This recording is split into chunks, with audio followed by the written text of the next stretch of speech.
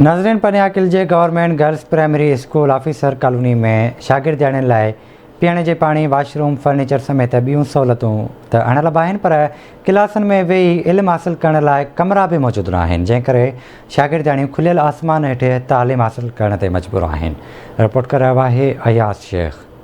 सिंध में न्याणियुनि जी तालीम जी बहितरी जूं दावाऊं कंदड़ तालीम खाते जी कारकर्दगी त हिन गर्ल्स प्राइमरी स्कूल जी हालत ॾिसी करे सघिजे थी, जिते मासूम न्याणियूं हिन पारो पवंदड़ थधि में बि खुलियल आसमान हेठां तालीम हासिलु करण ते मजबूर आहिनि। पनवाकिल जे हिन girls primary school officer colony में मासूम शागिर्दनि लाइ पीअण जे पाणी, वाशरूम, फर्नीचर, स्कूल जी नकासी जो निज़ाम, तोड़े गर्मियुनि में पखा ऐं ॿियूं सहूलियतूं त अणलभ आहिनि, पर क्लासनि में वेही इल्मु हासिलु करण लाइ कमरा बि मौजूदु न आहिनि, जंहिं सबबि ही नंढड़ियूं शागिर्दणियूं गर्मी में लिंग साड़ींदड़ उस ऐं सर्दीअ में रतु जमाईंदड़ थधि में बिना छित जे इल्म जी उञ उझाए रहियूं आहिनि। ॿियो त ठहियो, पर हिन गर्ल्स प्राइमरी स्कूल लाइ हर साल ईंदड़ SMC फंड बि बाअसर माण्हू गिड़काए वञनि था, जंहिं सबबि स्कूल जी चौदीवारी समेत ॿिया कमरा बि हंधा हंधा उखड़िजी विया आहिनि। स्कूल जी सफ़ाई लाइ पटेवालो बि मुक़ररु न आहे, जंहिं सबबि स्कूल ऐं क्लासनि जी सफ़ाई बि उस्तादियाणियूं पंहिंजे मदद पाण तहत करण ते मजबूर आहिनि। हिते 337 ॿारनि जी एनरोलमेंट आहे।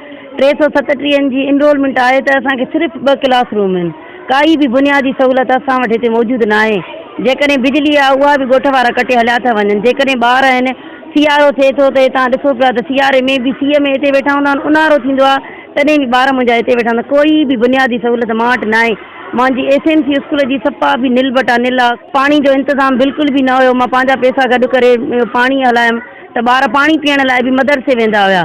कोई बि नेकाल जो सिस्टम न आहे। ॻोठ वारनि उहे बि बंदि करे छॾिया आहिनि। मात्र जेतिरो पुॼी सघे न थियो, असांखे कंप्रोमाइज़ उन्हनि जेको कयो आहे, जेतिरो बि थी सघे थो ॻोठ वारनि जो बि तावन न आहे असां सां बिल्कुलु बि।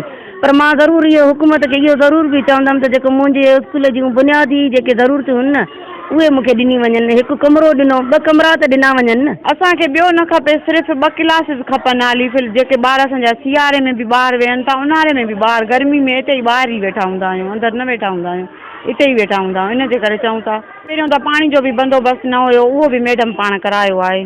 उन खां पोइ जेको आहे सो हिते वाशरूम जो बि बंदोबस्तु कोन हुयो, उहो बि मैडम करायो आहे। जे चेयर्स वग़ैरह बि असां पंहिंजूं ई खणी आया आहियूं, पाण ई इहो सॼो कुझु ठाहियो आहे। बाक़ी हाणे इहो वधि में वधि इहो आहे त असांखे क्लासिस जी ऐं पाणी जो बंदोबस्तु कयूं ॾिनो। न आहे, ॿारनि खे चार्ट न आहिनि, चाक न आहिनि, माना जेका चेयर्स न आहिनि, टेबल न आहिनि, ऐं ॿार जेको आहे ॾाढो परेशान थियनि था पिया।